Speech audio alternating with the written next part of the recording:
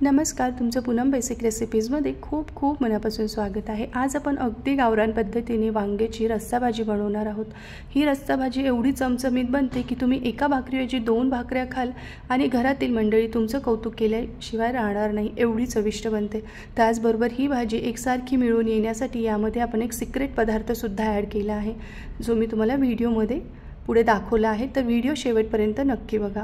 त्यासाठी मी इथे 7 ते 8 वांगे घेतले आहे। वजनी म्हणाल तर पाव किलो वांगे आहेत। तर ह्या वांग्याच्या देठापाशी नेहमी वांग बघून घ्यायचं आहे।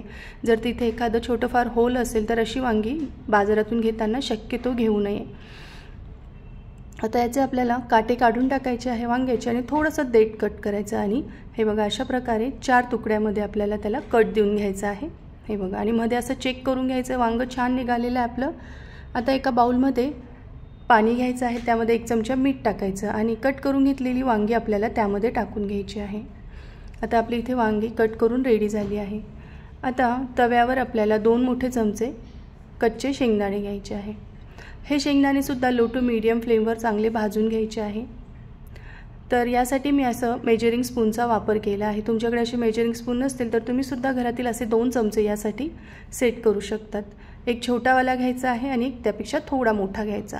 आता हे कच्चे शेंगदाणे आहे, भाजायला थोडा वेळ लागतो। शेंगदाणे थोडे भाजले गेले की मग आपल्याला यामध्ये 2 मोठे चमचे सुक्या खोबऱ्याचा किस, 1 मोठा चमचा तीळ टाकायचा आहे आणि लो फ्लेमवर छान आपल्याला हे खरपूस असे भाजून घ्यायचे आहे।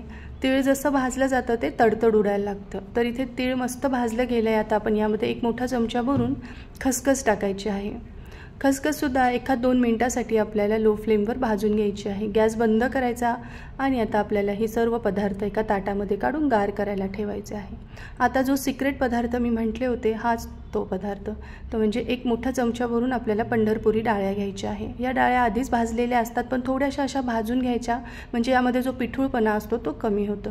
जर तुमच्याकडे अशा पंढरपुरी डाळ्या नसतील तर तुम्ही 1 मोठा चमचा भरून हरभऱ्याची डाळ म्हणजे चणा डाळ घेऊ शकतात किंवा चणा डाळीचं पीठ भाजून घेऊ शकतात।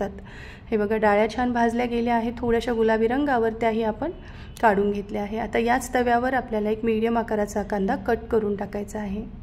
हा कांदा सुद्धा आपल्याला भाजून घ्यायचा आहे। कांदा लवकर भाजण्यासाठी 1 छोटा चमचा भरून तेल टाकायचं, म्हणजे कांदा लवकर भाजला जातो आणि कांद्याचा खूप असा काळपट रंग येऊ द्यायचा नाही आहे। फक्त यातला कच्चापणा जाईल आणि गुलाबी रंग आला की आपल्याला हा कांदा काढून घ्यायचा आहे। आता मी गॅस बंद केला आहे। यामध्ये 7 ते 8 लसणीच्या पाकळ्या आणि 1 इंच आल्याचा तुकडा टाकायचा आहे। गरम पदार्थामध्येच आपल्याला हे थोडंसं फ्राय करून घ्यायचं आहे। हे बघा अशा प्रकारे गरम असतानाच कांद्यामध्ये हे पदार्थ थोडे फ्राय करून घेतले की छान आपली भाजी चवीला लागते, किंवा तुम्ही कच्चे टाकले लसूण आणि कांदा तरी चालेल। आता हे सर्व पदार्थ गार झाले आहे, जे आपण मिक्सरच्या भांड्यामध्ये टाकून वाटण बनवणार आहोत। त्याआधी यामध्ये सुके मसाले टाकणार आहोत। तर अर्धा चमचा आपल्याला या ठिकाणी हळद घ्यायची आहे, 1 चमचा लाल तिखट, 1 चमचा कांदा लसूण मसाला, चवीनुसार लगेच मीठ टाकून घ्यायचं आहे आणि 1 चमचा भरून आपल्याला यामध्ये गरम मसाला टाकायचा आहे आणि पाणी न टाकता आपल्याला याचं वाटण बनवायचं आहे। थोडासा वेळ लागतो, हे आपण यामध्ये पाणी टाकलं नाही म्हणून। तर असं एकदम बारीक मस्त मिक्सरवर फिरवून घ्यायचं आहे। बघा अशा प्रकारे अजिबात पाण्याचा मी या ठिकाणी वापर केला नाही आहे। तर हे बघा मी वांगीही पाण्यामधून काढून घेतली, एका चाळणीमध्ये निथळून घेतली आहे आणि एका बाउलमध्ये थोडंसं मीठ घेतलं आहे। आता आपल्याला हे मीठ वांग्याच्या देठापाशी अगदी थोडं थोडं लावायचं आहे, नाही तर ही वांगी खारी होण्याची शक्यता असते। त्यामुळे अगदी देठापाशी थोडंसं मीठ लावायचं आहे। यामुळे ही वांगी शिजतातही छान आणि देठापाशी ही वांगी खाताना थोडी अळणी लागतात, त्यामुळे यांना चव खूप छान येते। त्यामुळे अशा प्रकारे आपल्याला इथे अगदी थोडं थोडं देठापाशी मीठ लावून घ्यायचं आहे। आता आपण यामध्ये हा मसाला भरून घेणार आहोत। अगदी छान दाबून यामध्ये मसाला भरून घ्यायचा आहे। त्याआधी तुम्ही माझ्या चॅनलला सबस्क्राईब केलं नसेल तर नक्की सबस्क्राईब करा आणि बेल आयकॉनवर क्लिक करा। सबस्क्राईब करणं पूर्णपणे फ्री आहे, तर नक्की माझ्या चॅनलला सबस्क्राईब करा। अशाच प्रकारे सर्व वांग्यांमध्ये मी इथे मसाला भरून घेणार आहे। तर हे बघा वांग्यांमध्ये मी आता छान मसाला भरून घेतलेला आहे।